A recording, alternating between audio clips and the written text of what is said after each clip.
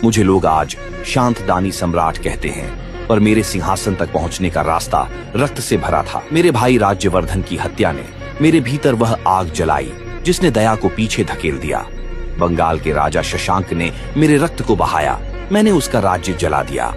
नगर उजाड़े गए, किले गिरे और जो तलवार के सामने आया वह इतिहास बन गया। युद्ध मेरे लिए नीति नहीं था, बदला था। अनेक रातें ऐसी रहीं जब जले हुए नगरों की धुआंधार गंध मेरे वस्त्रों से नहीं जाती थी। शत्रु की हार तक मैं रुका नहीं, चाहे उसके लिए कितना ही रक्त क्यों न बहाना पड़े। कन्नौज से लेकर कामरूप तक मैंने संघर्ष किया। हर विजय के पीछे सैनिकों की लाशें थीं, विधवाओं के विलाप थे और मेरे भीतरों की कठोरता थी।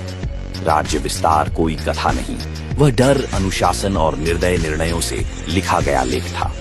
मैंने देखा कि सत्ता को करुणा नहीं, शक्ति चलाती है। जब तलवार चलती है, न्याय मौन हो जाता है।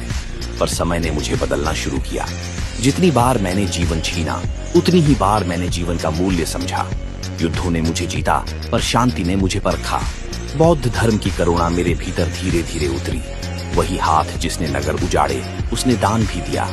वही राजा जिसने रक्त देखा, उसने आंसू भी समझे। मैंने नालंदा को दान दिया, सोने, भूमि और संरक्षण का, ताकि ज्ञान का प्रकाश फैले। विद्वानों को आश्रय दिया, यात्रियों को सुरक्षा। मैंने नाटक लिखे, रत्नावली, नागानंद, प्रियदर्शिका, क्योंकि तलवार के बाद शब्दों की आवश्यकता थी।